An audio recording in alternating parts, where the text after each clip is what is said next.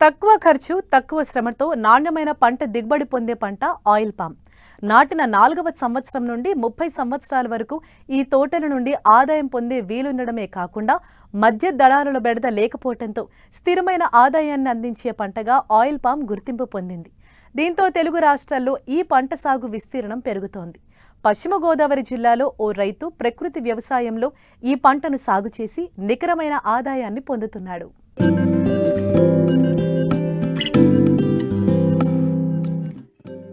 Palm oil ప్రపంచంలోకెల్లా అత్యధిక వంట నూనె దిగుబడిని ఇచ్చే పంట.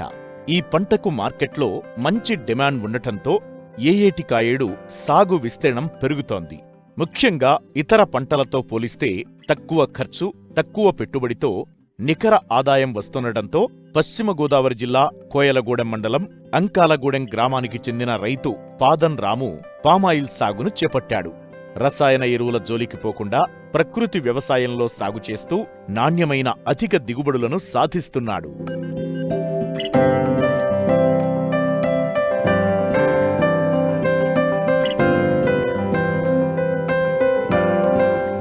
ఇదిగో ఇక్కడ కనిపిస్తున్న పామాయిల్ తోటే రైతు రాముది. ఎంత ఆరోగ్యంగా ఉంది కదూ! 10 సంవత్సరాల క్రితం ఉద్యాన శాఖ ప్రోత్సాహంతో తనకున్న 3 ఎకరాల్లో పామాయిల్ మొక్కలను నాటాడు. పాలేకర్ స్ఫూర్తితో కేవలం ప్రకృతి విధానంలోనే సాగు చేస్తున్నాడు. కేవలం పశువుల ఎరువును మాత్రమే మొక్కలకు అందిస్తున్నాడు.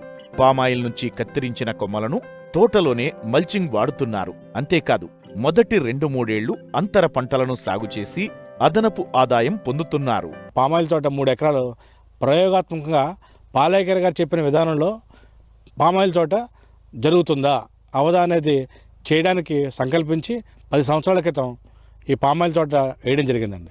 ఎకరానికి 52 మొక్కలు వచ్చే విధంగా దీన్ని పెట్టడం జరిగిందండి. ఈ పామాయిల్ తోట వేసినప్పుడు అంతర పంటగా పత్తి, టొబాకో వేయడం జరిగింది. అక్కడి నుంచి పూర్తిగా దీన్ని అరటి కూడా 1 సంవత్సరం అరటి కూడా వేసాము. అరటి కూడా వేసిన తర్వాత దీన్ని పూర్తిగా ప్రకృతి వ్యవసాయంలో చేయాలని నిర్ణయించుకుని అక్కడి నుంచి దీనికి ఎటువంటి మందులు కానీ, ఎటువంటి కలుపు మందులు కానీ, ఎటువంటి గ్రోత్ ప్రమోటర్స్ కానీ ఏమీ వేయకుండా అటవీ వ్యవసాయం కింద పాలేకర్ గారు చెప్పినట్టుగా దీనికి నీటి యాజమాన్యం చేస్తూ, అదేవిధంగా మల్చింగ్, లైవ్ మల్చింగ్ అంటే ఎప్పుడు కూడా భూమి పొరల మీద మనకి పచ్చని గడ్డి ఉండేలాగా, అంటే దానివల్ల ఉపయోగం ఏంటంటే వాటర్ ఎవాపరేట్ అవ్వకుండా ఉంటుంది. అలాగే మొక్క వేరు వ్యవస్థ ఎప్పుడు కూడా కప్పబడి ఉండడం వల్ల దానికి కావాల్సిన మాయిశ్చర్ మెయింటైన్ అయ్యి మంచి దిగుబడి రావడానికి అవకాశం ఉందని పాలేకర్ గారు చెప్పారు. దాన్ని ప్రయోగాత్మకంగా తీసుకుని ఏం జరుగుతుందని చెప్పి ఇప్పుడు దాకా నేను అబ్జర్వ్ చేయడం జరిగింది. దాంట్లో భాగంగా ఇప్పుడు మా తోట 11 సంవత్సరాలకు వచ్చిందండి. 10 సంవత్సరాలు దాటి 11 సంవత్సరాల్లో ఉంది. ఇప్పుడు ప్రస్తుతం ఇది దిగుబడి 10 టన్నులు దిగుబడి ఇస్తుందండి. ఎటువంటి మందులు కానీ, రసాయనాలు కానీ ఎటువంటి వాడకుండా అటవీ వ్యవసాయం కింద చేస్తున్నాం. దీంట్లో ఎప్పుడు కూడా కలుపు మందు కొట్టడం అనేది జరగదండి. ఎటువంటి అలాగా గ్రోత్ ప్రమోటర్స్ కూడా వాడడం. అటవీ వ్యవసాయం అంటే స్వయంగానే భగవంతుడు ప్రకృతిలో మొక్క కావాల్సిన వనరులన్నింటినీ సాధారణంగా ఏర్పాటు చేశాడని పాలేకర్ గారు చెప్పడం వల్ల అది అనుభవపూర్వకంగా ఇప్పుడు మేము చూడడం జరిగిందండి. జనరల్గా ఈ పామాయిల్ తోటలని బోరాను, మెగ్నీషియం వంటి మైక్రోన్యూట్రియంట్స్ కూడా కావాలంటారండి. ఇటువంటి మైక్రోన్యూట్రియంట్స్ కూడా ఎక్కడ మేము దీనికి అప్లై చేయకపోయినా కానీ ఈ సంవత్సరం 10 టన్నుల దిగుబడి వచ్చిందండి. మేము దీంట్లో చేసేది ఏంటంటే సంవత్సరానికి 3 సార్లు, ఒక 4 నెలలకు ఒకసారి మాత్రం 3 ఎకరాలకు కలిపి 10,000 రూపాయలు ఖర్చు పెట్టి, అంటే ఎకరానికి 3,000 రూపాయలు ఖర్చు పెట్టి ఎక్కువ ఎక్కడైతే కలుపు ఉందో, ఏదైతే ఆటంకం కలుగుతుందో మన హార్వెస్ట్ చేయడానికి, పంటను తీసుకోవడానికి ఏదైతే ఇబ్బంది కలుగుతుందో ఆ ఇబ్బందిగా ఉన్న మొక్కలను మాత్రమే కూలీలతో తీయించాం. దీనికి 3 ఎకరాలకి ఒకసారి తీయించడానికి ఒక 10,000 రూపాయలు అవుతుందండి. అంటే ఎకరానికి 3,000 నుంచి 3,500 రూపాయలు మాత్రమే అవుతుంది. అది దీన్ని తప్పించి దీనికి పెట్టుబడి పెట్టే విధానం ఏమీ లేదు. ఎప్పుడన్నా మాకున్న దూడల నుంచి వచ్చిన పాటి మట్టి కానీ ఏదైనా ఉంటే దాన్ని మాత్రం ఎకరానికి 2 ట్రాక్టర్లు కానీ 3 ట్రాక్టర్లు కానీ దీనికి అప్లై చేయడం జరుగుతుంది. అది కూడా రెగ్యులర్గా చేయలేదండి. సంవత్సరంన్నరకు 2 సంవత్సరాలకు అలాగా. వాటి వల్ల కూడా పెద్దగా ఏమీ అది అప్లై చేయకపోయినా కూడా దిగుబడి మాత్రం మామూలుగా సర్వసాధారణంగా వస్తుందండి. అంటే మరి నా వయసు తోటలో నేను అబ్జర్వ్ చేసినప్పుడు ఇంతకన్నా ఎక్కువ దిగుబడులు ఏమీ వాళ్ళు సాధించలేదని నేను అనుకుంటున్నాను. దీని ద్వారా పూర్తి ఫలసాయాన్ని పొందుతానని చెప్పని ఇప్పుడు కొత్తగా ఈ ప్రయోగం నాకు సక్సెస్ అయిందని అనిపించి కొత్తగా 10 ఎకరాలు మళ్ళీ మొక్కజొన్న పెట్టడం జరిగిందండి. దాన్ని కూడా పూర్తిగా ఈ విధంగా చేయడానికే నిర్ణయించుకున్నాను. రైతులందరూ కూడా అంటే చాలామంది దీని మీద మనం ఈ పామాయిల్ పంటని మనం స్వయంగా తీసుకోము కదా, దీన్ని ప్రకృతి వ్యవసాయం చేయడం వల్ల మనకు వచ్చే ఉపయోగం ఏంటి, ఏ విధంగా చేస్తే ఏంటి అనే ఒక సందేశం ఉందండి అందరికీ. సందేహం రావడం కామన్. కానీ మనం తినకపోయినా మన భూమి ఆరోగ్యంగా ఉండడం వల్ల, భూమి ఆరోగ్యంగా ఎప్పుడైతే ఉందో పంటని మనం అనుభవించకపోయినా మన భూమి ఆరోగ్యంగా ఉంటే పంట ఆరోగ్యంగా ఉంటుంది. పంట ఆరోగ్యంగా ఉంటే ఆటోమేటిక్గా దిగుబడి కూడా పెరుగుతుంది. అదేవిధంగా భూమిని ఇలా కాపాడుకోవడం వల్ల మాకు చుట్టుపక్కల గ్రౌండ్ వాటర్ పెరుగుతుందండి. ప్రస్తుతం ఉన్న ధర ప్రకారంగా మనకి కొద్దిగా ఇంచుమించు ఒక 12,900 రూపాయలు ఉందండి. 10 టన్నుల దిగుబడి వస్తుంది.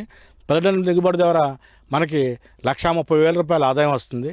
1,30,000 రూపాయల్లో 20,000 రూపాయలు దీనికి, గెల నరకడానికి టన్నుకు ఒక 1,000 రూపాయలు చెప్పిన గెల నరికి దగ్గరలో ఉన్న ఫ్యాక్టరీ యొక్క అవుట్లెట్కి తోలడానికి ఒక టన్నుకి 1,000 నుంచి 1,200 రూపాయలు అది ఖర్చు వస్తుంది.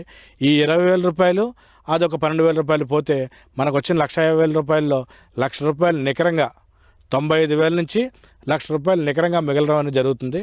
అదే మనం రసాయనాలు వాడితే ఇంకొక మరి ఒక 30,000 రూపాయలు అదనంగా ఖర్చు వచ్చే అవకాశం ఉంది. కలుపు మందుల నిమిత్తం అయితేనే కానివ్వండి, రసాయనాలు కానివ్వండి. దీన్ని ఎప్పుడైతే మనం అటవీ వ్యవసాయంగా, ప్రకృతి వ్యవసాయంగా చేసామో దీనికి ఎటువంటి చీడపీడలు కూడా ఇప్పుడు ఇంతవరకు ఆశించలేదండి. ఈ వయసులో 11 సంవత్సరాల వయసులో ఎప్పుడూ కూడా నేను చీడపీడలు ఆశించడం చూడలేదు. దీనికి పూర్తి ఆరోగ్యవంతంగా పెరుగుతున్నాయి. అందువల్ల దీనికి నాకు హార్వెస్ట్ చేసే ఖర్చుతో కలిపి ఒక 30,000 రూపాయలు మాత్రం ఖర్చు వస్తుంది. ప్రస్తుతం ధరలో మాత్రం ఇది చాలా లాభదాయకమైన పంటగానే అనిపిస్తుంది. ఎందుకంటే ఏ వ్యవసాయం చేసినా అంటే మన యొక్క దాని ప్రకృతికి స్వతహాగా వదిలేసి మనం వచ్చి ఆ పంటను తీసుకోవడం. దీన్ని 15 రోజులకు ఒకసారి దీనికి నీటిని కూడా డ్రిప్ ద్వారా ఇవ్వడం జరుగుతుంది. పూర్తిగా దీన్ని డ్రిప్ ద్వారా ఇస్తున్నాం. దానివల్ల కూడా మనకి ఎటువంటి కూలీల ఖర్చు లేదు. ఆ మాయిశ్చర్ మెయింటైన్ చేసే వరకు ఆ డ్రిప్ ద్వారా వాటర్ ఇస్తున్నాం. రసాయన ఎరువులతో సాగు చేస్తే దిగుబడులు వచ్చినా పురుగు మందులు, ఎరువుల పెట్టుబడికే అధికంగా వెచ్చించాల్సి ఉంటుంది. కానీ ప్రకృతి వ్యవసాయం చేస్తూ పెట్టుబడులు పూర్తిగా తగ్గించుకుని నాణ్యమైన దిగుబడులను పొందుతూ అధిక లాభాలను ఆర్జిస్తున్న ఈ రైతును చూసి ఇతర రైతులు కూడా ఆయన బాటలో నడవాల్సిన అవసరం ఎంతైనా ఉంది.